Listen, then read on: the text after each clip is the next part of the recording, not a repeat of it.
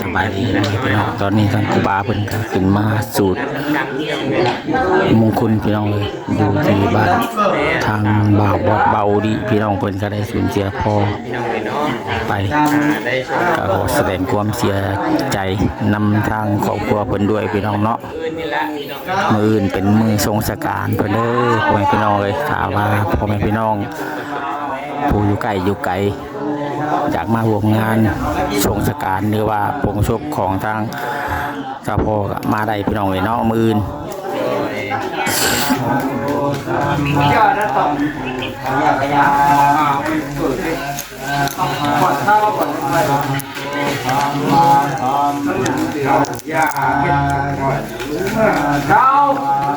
เดี๋ยวนี้ศิลปกรรมไปก่อนเด้อ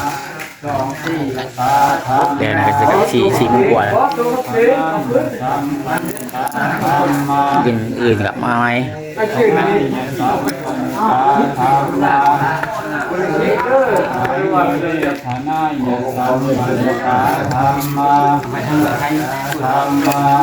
บดพอแล้ว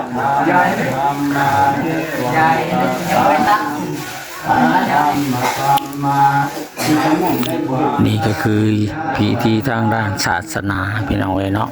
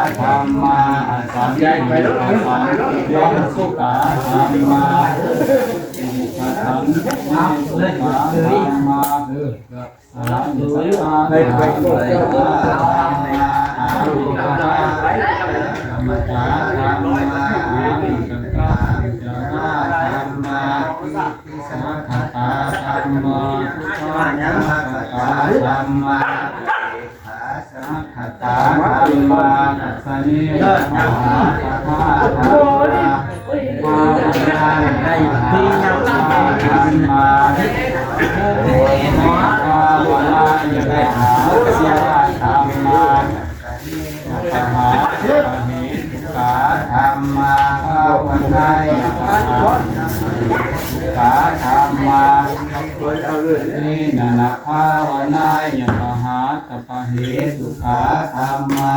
สุขิธรรมินาธรรมาสุติ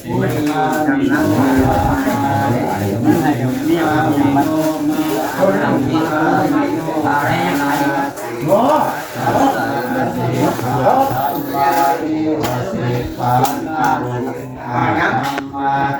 ตัวว่าผมกินไม่ไปโอ้ยไม่ไปไป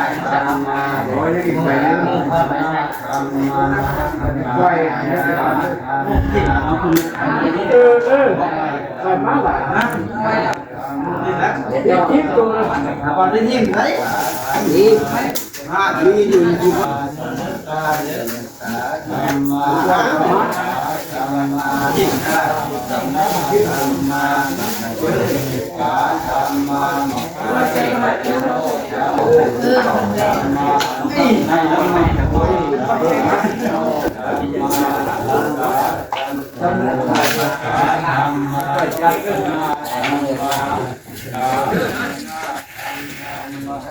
ได้ถุงได้หิได้เครื่องได้ของไปแล้วพี่น้องเลย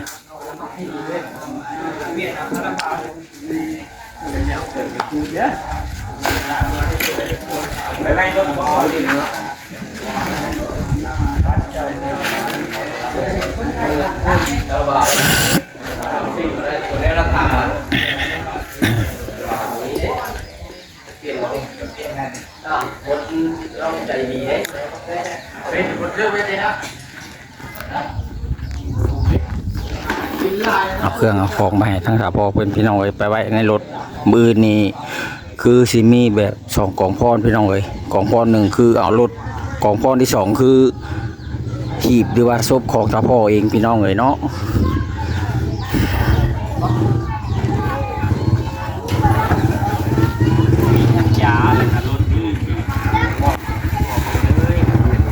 รถคันนี้ก็จะเอาให้ตาพ่อได้เบาๆนี่ฮะแม่รถเราดิ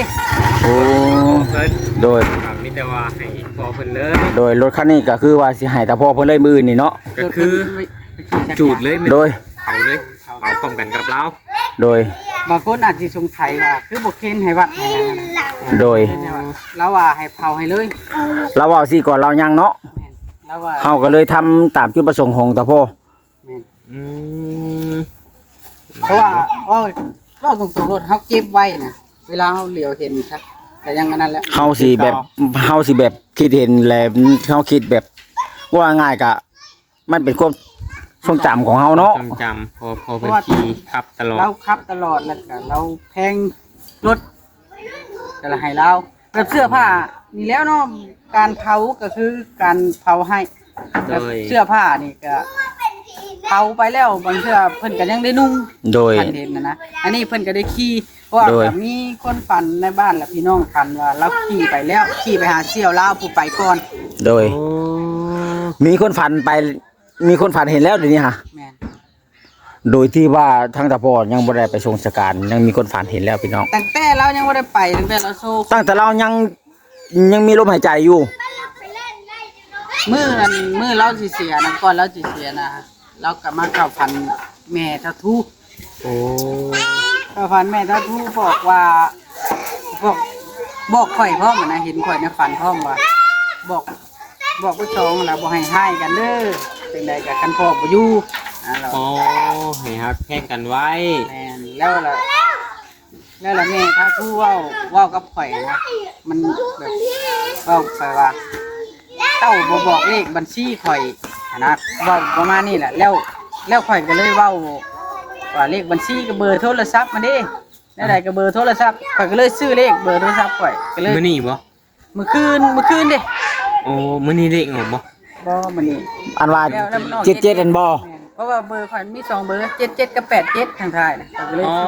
ซื้อ แสดงว่าออกก่อนแล้วสนั่นพี่น้องเอ้ย แม่นบ่แล้วมันมือละฟันละตื่นมา อันนี้คือ อันนี้แปลก 488นี่ แม่น เป็น กระต่าย กระต่ายนี่สิเอารถนี่ว่าให้เขาพอกันเด้อเนาะ มื้ออื่นวันที่ ใครอยากเสี่ยงดวงบื้นออกบ่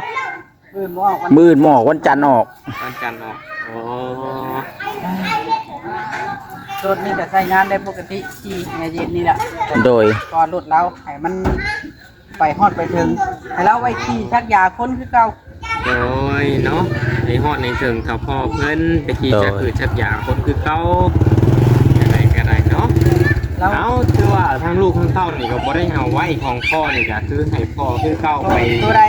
นี่ยานี่แล้วก็บอกว่าเอาไว้โลดไว้ปัวกันโลดทะโตเห็นเบิ่งในคลิปเบาลีได้ทีเฮาพาเราไปหาหมอเราสั่งเสียไว้เบิด อ๋อ เราสั่งไว้เบิดตัวอันจริงที่เราน่ะมีแต่โลดนี่เอาให้พ่อโลดนี่ โดย เขาก็บ่ได้คัดคืนอยู่แล้วแนวใดเขาก็ให้แล้วบ่สั่งเขาก็ยังสิเอาให้อยู่แล้ว อ๋อ เพราะว่าตอนน้องเสียกันรถน้องเขาก็เผาให้น้องเลยรถจักรไม่ไปคัน โอ้ เพราะว่าเว่าง่ายๆซะเปรียบเทียบเนี่ยก็เป็นพาหนะเนาะมันบ่ได้แม่นสิ่งของที่ว่านั่นกระดอกกระเดี้ยเราอยากได้หน้าก็จุดหน้าให้แล้วก็ดำคือเก่า โดย มันเป็นความเชื่อของใครของมันเผาให้ก็ได้เค้นให้ก็ได้คือกันแต่ว่า โดย มันแล้วแต่ความสะดวกใจของ โอ้ย ผู้เกี่ยวพร้อมเนาะ มีแต่ว่ามื้ออื่นแล้วก็จัง แม่นมาช่วยกัน ล้ำให้ ได้ เพิ่นเนาะเนาะ โดย ช่วยกันได้บ่อภัยเอ้ย โดย ได้ก็ได้ เพราะว่า ช่ยห มา ทีมงาน โดย จะให้มาหาไม่ช่วยกันเพราะมันต้องได้เพราะว่าเฮาสิเอารถนี่เข้าไปมัน มัน เป็ บ่นั่นบ่ดิ ฮะ บ่ระเบิดบ่รถนี่ บ่สิเอาน้ำมันออกก่อนไขทางน้ำมันออกก่อน โอ้ มันก็มีวิธีที่ให้เขาให้ไอ้สร้างแล้วผู้เราเป็นสร้างหาวิธี สิให้ผู้เชี่ยวชาญด้านใน รถ วิชานี้ เพราะว่าจะได้จะบ่ให้มันระเบิดนะ แม่นแม่น เพราะว่าสิได้จูด เพราะว่ามัน ว่า มี จูด แต่ รถเผารถเลยนะให้ มีแต่ทางน้ำมัน ทำพอเลย โดย มันเขาก็ดูดน้ำมันออก อ่า ก็ได้เฮาไปห้อนแล้วเฮาดูดน้ำมันออก โดยพอหมวยระเบิดเนาะ ไว้มันก็บ่ระเบิด โอ้ ก็มีวิธี น้ำมันนี่ ไปห้อนแล้วก็ถอดใช้เองแล้วดอก โดยน้ำมันนี่ดูดออกแล้วก็ไขฝาไว้ เพื่อว่ากันบ่ให้มันระเบิดพี่น้องเอ้ยเพื่อว่า อันนี้มีออกซิเจนนะ แม่นเพื่อว่าให้มันระบายลมได้ โดย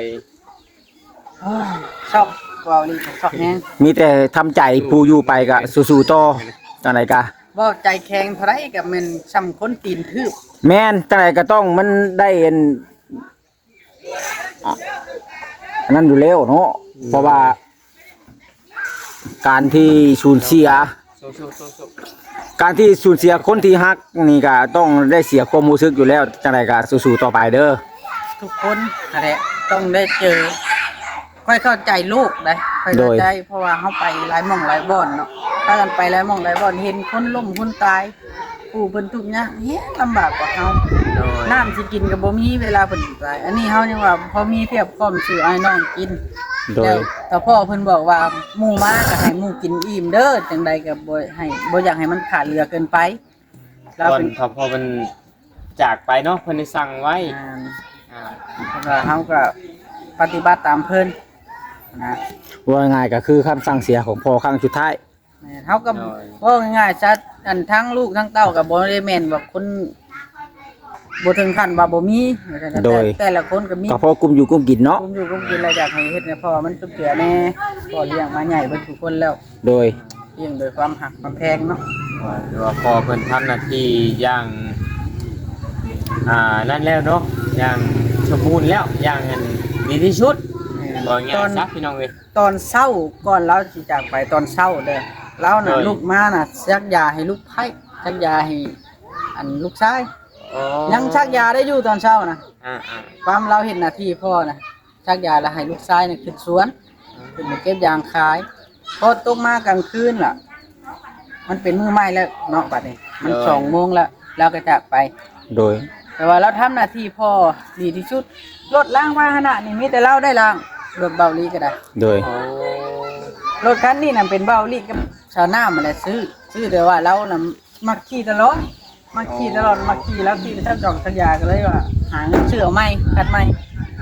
ก็เลยคันนี้ให้ถ้าพ่อ คันนี้ให้แต่พ่อเพราะว่า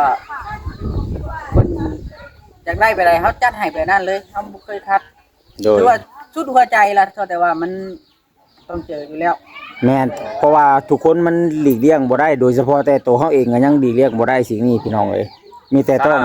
ทำใจ ก็ต้องอ่าพบพ่อกันอยู่แล้วแต่ละคน แม่นแม่น เนาะ เพราะว่าทุกคนต้องได้พบพ่อกัน บ่เห็นใจกันตอนนี้ค่ะสิตอนไหนซะพี่น้องเอ้ยเนาะ แม่นคันว่าบ่เบิ่งกันยามนี้เวลานี้นี่บ่ฮู้ว่าสิเบิ่งกันเวลาใดพี่น้องเอ้ย ขอไผ เพราะว่ามาแล้วก็เบาน้ำตาเบาของไผสิไหลนํพี่น้องการสูญเสียครั้งยิ่งใหญ่นี่เพราะว่าเบาของไผก็เคยสูญเสียคือกัน แม่นช่องเทื่อเบาลี โดยที่ว่าเป็นโรคแบบเดียวกันเลย ช่องเทื่อนี้ กับพ่อเบาลีพี่น้อง ร เล อย ดเนาะแน่ใด แม่น ถือว่าอันนี้คือรอบตัดสินเลยนะถ้าเป็นโรคนี่ แม่น บ่มีไผที่สามารถรอดได้ แม่น เอา จะซ่าหรือไว้เท่านั้นเฮาแต่ตัวเขาเองก็ยังสิได้ไปคือกันนั่นแหละ แต่ว่าต้องรอเวลา เพิ่นอาจสิสบายกว่าเฮาก็ได้เพิ่นไป แม่น ไปบ่อนเข้าบ่ได้หาปลาบ่ได้ซื้อ จะได้เพิ่นก็อยู่ในความทรงจำที่เก่าพี่น้องเลยเนาะ แม่น นะครับเพิ่นสิบ่ได้เฮาสิบ่ได้เห็นแต่ว่าเพิ่นก็ยังอยู่ในความทรงจำที่เก่าความทรงจำดีๆคือเก่าพี่น้องเลยเนาะ สลึงสลือนะมาเบาลีนํตอนเพิ่นเสียยังน้ำตาบ่ไหลดอกเท่าแต่ว่าเฮาน่ะ มันเกินสิรับแล้วที่จริงน่ะ โดย ซ้ำคนตีแล้วตีนทึบนะ มัน เจ็บปวด มันเกินแล้วมันเกินที่เฮาจะห่อหายห่อหายออกมาบ่ได้แล้วมันเกินแล้ว มันบ่มีผู้อาศัยบ่รถห้องให้ไว้กันบ่มีผู้อาศัยไผที่วิ่งงานวิ่งการไผที่รับผิดชอบตัวนั้นตัวนี้ มันต้องมีการเข้มแข็งแล้วก็เพราะว่าทุกอย่างมันขึ้นสุดท้ายเฮาก็ต้องเป็นพ่อ แม่น เป็นพ่อบ่ได้เฮาพ่อน่ะแต่กี้เราก็มีแม่มีพ่อแล้วได้แต่กี้น่ะแล้วพ่อแม่เราจากไปเราก็มาเป็นพ่อเฮาเราก็มาเข้มแข็งเฮาก็ต้องเดินตามรอยเราว่าต้องเข้มแข็งแบบนั้นให้ได้ เฮาต้องสู้ต่อไปผู้อยู่นี่ แม่ เฮาต้องสู้ต่อไป ครั้งที่2พอน้องแพทย์ได้ค่อยครั้งแรกล่ะแม่นน้องชายขี่รถไปเกิดอุบัติเหตุค่อยน่ะพอดีเมื่อปากเซมื้อ ถ้า นั้น น้องชายนี่ค่อยบ่ยังบ่เห็น ยังบ่เห็น เนาะ แม่นนะเฮาต้องบ่ฮู้ซ้ำเพราะ พ่อแพทย์เคยมาเห็นอยู่แต่ว่ามาเห็นแล้วก็แบบมีความอบอุ่นนะพี่น้องเอามามื้อนี้บ่เห็นแล้วเขาก็แบบบ่เวจังได๋นึงนะเนาะก็บ่ฮู้ว่าได้ บ่เฮ็ดให้ก่อนค่อย เนาะพี่น้องเอ้ย ก็คือข่อยสิเล่าพื้นน้องชายข่อยเมื่อ ข่อยเมื่อบักเซ่ก่อนข่อยสิเมื่อข่อยเมื่อประมาณตีสามเนาะข่อยสิเมื่อบักเซ่น่ะข่อยลูกหัวน้องข่อยลูกหัวน้องข่อยไอ้เมื่อก็เด้อน้องข่อยนอนสองคนได้หมอหลับคนนึงแล้วก็หมอปึ๊ดนะคนนึงลูกว่าไอ้เมื่อก็เด้อตะโตนจะบอกว่าข้างได้แล้วก็เอากับเมื่อฮอดน่ะพอดี3 โมงฮอดน่ะหลังจากตี3เมื่อพอดี3 โมงแรงแล้วกลางคืนมื้อนั้นเลยน้องข่อยก็เกิดอุบัติเหตุมื้อข่อยเมื่อนั่นแหละอันรถไปตามหลักการแล้วก็เสียชีวิตข่อยก็ตื่นมาก็ขี่รถโคราชตะกี้ซื้อ18,000-19,000ตะกี้กลับมาขี่มาจากเมืองโขง400 กิโลโดยบ่ได้พักเลยขี่มานี่มาฮู้ว่าน้องเสียน่ะตอนเขาอยู่สารวัตรเมียข่อยก็ให้มาทุกทางแต่ว่าข่อยก็บ่จักความให้นั่นก็ได้แต่ว่าก็ให้อยู่แต่ว่ามันบ่จักความให้มันเกินจะละต้านไว้เพราะว่าน้องมันเฮาทุกขี้อยู่ต้องการระบายหัวกันตลอดโดยพ่อนี่ไปไหนไปกันได้พ่อนี่กับข่อยโดยขึ้นเวียงน้ำกันลงปากเซ่ไปน้ำกันอีหยังมีอีหยังเราบอกข่อยคืออีหยังเนี่ยเราว่าง่ายๆก็คือเราให้คำแนะนำให้คำปรึกษาเฮาตลอดข่อยคิดว่าเราให้แบบเราบอกข่อยก่อนหมู่เลยภายในลูกเราบอกทั้งเลขบัญชีทั้งเราบอกให้นั่นนี่เพราะว่าเราจุดประสงค์ของเรานี่คือจะให้ลูกทุกคนนี่เป็นคนดีข่อยว่าก็คือหาแพงกันนั่นแหละเข้มแข็งกว่าหมู่พอต้องแพ้คิดนะแม่นแปลว่าเป็นแบบว่าบ่อยากถึงสิเสียใจอยู่แต่ว่าบ่อยากให้พ่อแม่พี่บ่อยากให้น้องให้อ้ายหรือว่าให้แม่เสียใจหั่นนะก็เลยเฮ็ดเข้มแข็งกว่าหมู่หั่นนะถึงสิเสียใจซำไรกับไปดีให้อยู่บนอื่นก็ยังดีคนอื่นบ่เห็นน่ะนะค่อยบ่ให้หมู่เห็นนะว่านี่ค่อยก็ให้กันค่อยขี่รถออกผู้เดียวแล้วค่อยน้ำตาค่อยก็ไหลแต่ว่าบัดสุดท้ายเฮาก็มาตั้งสติได้คือเก่าสุดท้ายเฮาก็ต้องเป็นคนเข้มแข็งที่สุดในมือที่หมู่อ่อนแอโดยแต่พอเราบอกเขาอยู่ว่าให้เข้มแข็งไว้หมู่นะอ่อนแอก็อย่าแต่ว่าเฮาเข้มแข็งไว้ก่อนเพราะเราต้องนำพาหมู่เด้ถึงจะเข้มแข็งปานใดก็ในเมื่อว่ามีลมพายุมาพัดถล่มแล้วต้นไม้ถึงจะใหญ่ปานใดก็ต้องมีการโอนเอ็นอยู่ดีและเบาหลีโอนเอ็นค่อยก็ซ้ำให้คิดว่าซ้ำค้อนทุบแล้วตีนทึบเพราะว่าเฮานี่ถึงว่าสิเข้มแข็งว่าเฮานี่เข้มแข็งแล้วแต่ว่าความรู้สึกของเฮาความทรงจำของเฮานี่ความผูกพันของเฮานี่มันอยู่ในหัวเฮานี่มันอะไรกันมันต้องนั่นอยู่แล้วเสื้อบ่แต่ว่าค่อยเกิดมานี่ค่อยจื้อได้ตามค่อยจะได้พ่อค่อยบ่เคยตีค่อยนอกจากอยู่โรงเรียนแล้วเป็นนายครูแล้วพากันออกลิ้นแล้วมันมี 4-5-6 คนนี่แล้วเราเอิ้นมาแล้วไม่แล้วเคาะหัวป๊อกๆๆน่ะค่อยจื้อซ้ำนั้นแล้วตีค่อยซ้ำนั้นตีในหน้าที่ตีแบบบอกสอนตีในหน้าที่ในฐานะครูบ่แม่นฐานะพ่อแล้วตอนนั้นนะตีแล้วก็บ่เคยให้แล้วสิเป็นคนเว้าแบบขาดเลยเว้าอ่อนแต่ว่าเว้าแล้วแม่นเราเป็นคนแบบว่าตามที่พ่อน้องแฝดเคยฮู้หรือว่าเคยฮู้จักเล่าหั่นนะแต่เฮาถึงเฮาสิเห็นล่ำข้าวนี่เฮาก็ฮู้แล้วว่าเราเป็นคนอบอุ่นหั่นนะแบบเตือนสติลูกเต้าหั่นนะอีหยังผิดอีหยังถูกเราจะเตือนแบบแบบให้เฮาคิดได้หั่นนะบอกกับไผโดยนั่นไหนกันเนาะข่อยมาบ่ได้พ่อลาวตัวเป็นพี่น้องเลยเพราะว่ามามื้อนั้นก็บ่ได้ฮู้มื้อบุญนะคนหมู่ลูกเพราะว่าเรามักเว้าทางอันพ่อเบาลี่นี่เราสิเป็นโรคแบบเดียวกับแม่ทั้งของบ่าวกับป้าเสียเลยเป็นโรคมะเร็งตับคือกันพี่น้องเลยก็เลยแบบมีความรู้สึกแบบถึงจะเข้มแข็งปานใดก็ต้องได้เสียความรู้สึกอย่างดีพี่น้องเลยเนาะวันนี้ละมื้อพ่อเสียน่ะค่อยหาบอกก่อนว่าจะให้นะเพราะว่ามันเกินต้านเนาะบางเทื่อเนาะบางคนว่าเบาลีบ่เศร้าเบาลีแล้วสุดในความเศร้าแล้วเบาลีหั่นน่ะมาคนรถคนล่างก็มีแต่เบาลีผู้เดียวถ้าผู้อื่นมาเบาลีว่าแนวใดก็น้ำตาแตกเพราะว่าทุกสิ่งทุกอย่างที่เราเฮ็ดเราสร้างไว้เราเฮ็ดไว้เบิดให้ลูกเบิดได้บ่เฮ็ดแต่กี้น่ะได้เข้าน่ะ12สอบเดี๋ยวนี้น่ะรถไถก็2คันหน้า2ทุ่งเข้า300เรือน2หลังตะกี้อยู่เรือนหลังน้อยกว่านี้เราเฮ็ดโดยที่แฮงหายากกว่าเดี๋ยวนี้เงินนะว่ารถเงินเดือนในครูนี่มีแต่ อะไรมีแต่เข้าได้มากวาดปันกัน เพราะว่าแต่ก่อนตะกี้นี่ฟ้ากับบ่มีนี่รถไถกับบ่มีนี่ต้องใช้ควาย แม่ น้ำนี่บางเทื่อนี่ต้องได้ไปเฝ้าอีก เอาแล้วว่าน่ะ น้ำบาดาลนี่บ่มีเลยพี่น้องเอ้ยนี่แหละบ่าวไปก็เลยรู้สึกว่า ลูกเป็นไข่ย่างไปซื้อยาอยู่เซโน การสูญเสีย คนที่ฮักแล้วก็การสูญเสียครั้งยิ่งใหญ่ของผู้เลี้ยงมาพันใหญ่ ก็บ่อยากให้นะ